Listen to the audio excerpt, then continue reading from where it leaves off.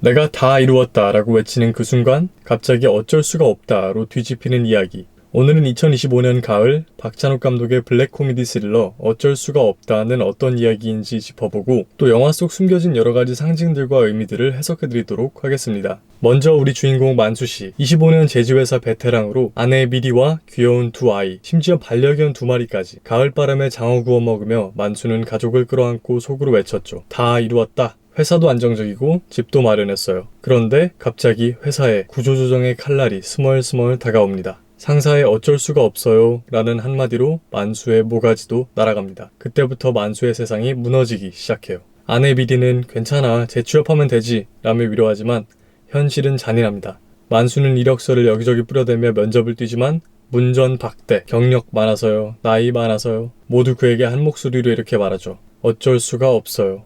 집 대출, 아이들 교육비, 반려견 사료값까지. 하루아침에 인생은 만수가 도저히 감당할 수 없는 지옥으로 변합니다. 여기서 만수의 어쩔 수가 없다 모두가 발동하죠. 재취업? 그건 거의 불가능이요. 내가 직접 그 자리를 뚫고 들어가야 해. 이렇게 그의 전쟁이 시작됩니다. 너희가 없어져야 내가 살아. 이제부터 만수는 취업의 길을 열기 위해 경쟁자들을 하나씩 제거하기로 해요. 명함 따위 말고 권총 한 자루를 들고서 말이죠.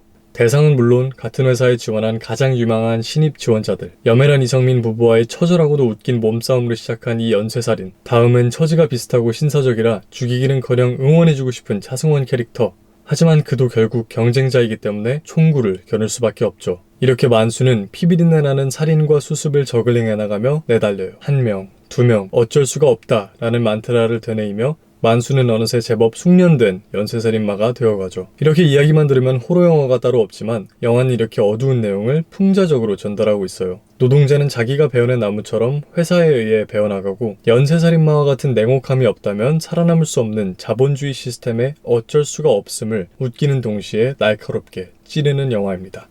이제 영화 속 숨겨진 의미 탑3를 짚어볼 건데요. 어디 가서 이 영화 얘기 나오면 여러분이 딱 꺼내서 써먹으실 수 있을 테니까요. 꼭 집중해서 끝까지 들어보시길 바라겠습니다. 개인과 시스템의 관계. 영화의 가장 첫 장면에서 주인공 만수와 가족들은 행복에 겨워 부둥켜 안고 다 이루었다 라고 외칩니다. 이 행복한 가족의 쇼트에서 감독은 공장 기계가 돌아가는 쇼트로 두 화면을 고의적으로 겹치는 디졸브 기법을 활용하죠. 이는 노동자 만수가 공장 기계의 부품과 같은 자신의 사회적 역할을 받아들이고 그 부품으로서의 역할을 매끄럽게 진행해야지만 그것과 맞물려 그의 가정생활도 매끄럽게 그 기능을 이어나갈 수 있음을 암시하는 듯 합니다. 실제로 만수는 자신이 해고된 후 힘들어하는 아내에게 너도 삶에 윤활유가 필요할 텐데 라고 말을 하고 아내는 윤활유? 라고 되묻습니다. 우린 대부분 그런 맥락에서 너도 행복이 필요할 텐데 또는 즐거움이 필요할 텐데 라고 이야기하지 윤활유라는 표현을 자주 쓰진 않잖아요. 만수의 일상에서 무의식적으로 툭툭 튀어나오는 이런 단어 선택 하나까지도 그가 얼마나 공장의 기계 부품으로서 길들여졌는지를 알 수 있도록 하는 대목인 것이죠. 평범한 노동자에게 아내의 행복과 가족의 평화는 매끄럽게 윤활유가 칠해진 공장 기계, 즉 자신의 노동과 불가분의 관계를 이루고 있기 때문입니다.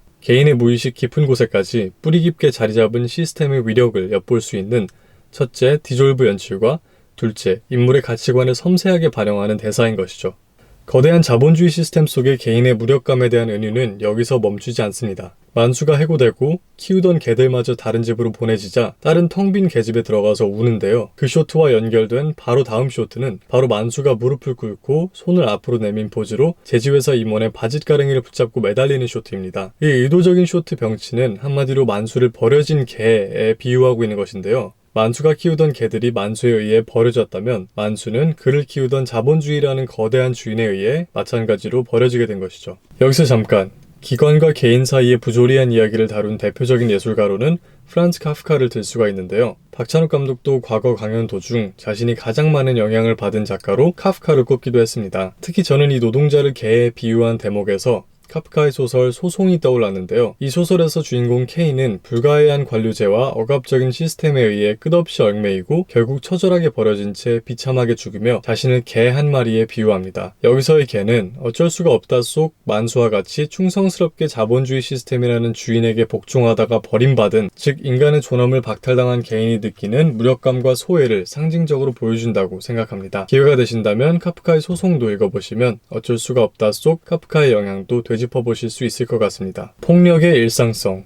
저는 처음에 이 영화의 설정을 들었을 때 조금 억지스럽다고 생각했습니다. 아니 아무리 해고되었다고 한들 경쟁자를 죽이기 위해 연쇄살인을 한다고? 조금 비일상적이고 리얼리즘보다는 하나의 상징적인 우화로서 기능하는 이야기라고 생각했죠. 그런데 여러분, 영화를 주의 깊게 보시면 눈치채실 수 있을 텐데요. 만수 주위의 인물들이 일상 속에서 사용하는 언어를 잘 보시면 모두 만수가 앞으로 하게 될 일, 그러니까 살인과 폭력이라는 범죄를 암시하고 있다는 것을 알 수가 있습니다. 예를 들어 만수가 해고되기 전 함께 일하던 제지공장 동료가 친구와 통화하며 어떤 풍경 같은 것을 묘사하는 장면이 있습니다. 그의 첫 대사는 다름 아닌 "아 그럼 죽여" 입니다. 그리고 통화 도중 그는 보라는 듯이 계속해서 "아 죽인다니까?" 등 자신의 대사가 영화 속 복선임을 노골적으로 과시하다시피 죽인다 라는 표현을 반복해서 사용합니다. 재취업을 위해 면접 나가는 만수를 응원하는 아내도 "다 죽여버려" 라는 표현을 사용하고요. 아내는 이후 첼로이스트를 준비하는 딸이 자신의 연주를 통으로 들려주지 않고 토막으로만 들려준다라고 불평합니다. 이처럼 죽인다, 토막이다 등의 표현들은 만수가 앞으로 할 일들을 은연중에 암시하며 영화의 섬세한 복선처럼 작용하고 있다고 저는 생각하는데요.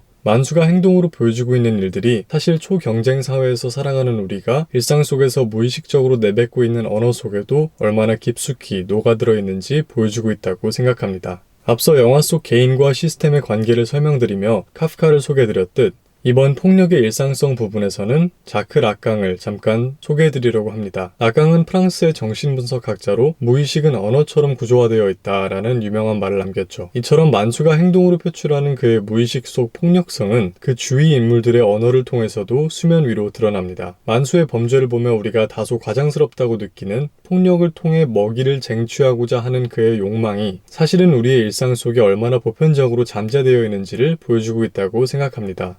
락강 정신분석에 혹시 흥미가 느껴지시는 분이라면 미국의 현대 정신분석학자 브루스 핑크의 락강과 정신의학이라는 책을 추천드립니다. 난해하기로 소문난 락강 이론에 대한 입문서로 적합한 책이라고 생각합니다. 만수는 왜 식물에 집착할까? 이 영화를 보다 보면 나무와 식물이 거의 감독의 패티시라고 생각될 정도로 많이 등장하는데요. 심지어 포스터에도 대문짝만하게 나무가 그려져 있습니다. 그리고 이는 물론 우연이 아닌 다층적인 메타포인데요. 식물은 영화와 문학 속에서 흔히 희망과 생명을 뜻하는 상징으로 등장합니다. 가장 대표적인 예로 영화 레옹에서 레옹이 항상 지니고 다니는 화분 속 식물이 그러한데요. 어쩔 수가 없다 속의 화분은 주인공이 살인을 다짐하는 순간 처음으로 떠올리는 살인 도구로 전락해버리며 만수에게 있어 앞으로 그의 생명과 희망은 살인으로만 쟁취될 수 있는 목표로 전락해버렸음을 함축적으로 표현하고 있죠. 또 만수가 다니던 회사는 다름 아닌 제지회사입니다. 만수는 종이를 만들고 종이는 나무를 베어서 만들어지죠. 생각해보면 돈, 그러니까 지폐도 모두 나무를 베어 만드는 것입니다. 따라서 만수가 종이를 만들기 위해 나무를 베듯 회사는 돈을 남기기 위해 만수를 가차없이 베어버리는 것이죠. 이 영화를 한 문장으로 압축해보면 종이짝 때문에 서로를 벨 수밖에 없는 사람들의 이야기가 될 것이고, 따라서 영화의 엔딩 크레딧에는 가차없이 나무를 베어버리는 기계들의 영상이 플레이됩니다. 이 이미지 속에 나무가 베어지고 있다 뿐이지 그것이 은유하는 바, 즉 노동자들이 가차없이 베어지는 이미지를 상상해보시면 박찬욱의 영화가 표면적으로는 덜 잔인해 보일지라도 사실 어떤 의미에서는 전작 때보다 한층 더 가차없고 잔혹해졌음을 느끼실 수 있을 것입니다. 더 자세한 제 평론글을 읽고 싶으시다면 댓글에 링크를 걸어 놓았으니까 꼭 참고하시길 바라겠고요. 다음 영상에서도 따끈따끈한 신작 들고 와서 리뷰 및 해설 영상을 준비해 드릴 테니까요. 다음 영상에서 만나요.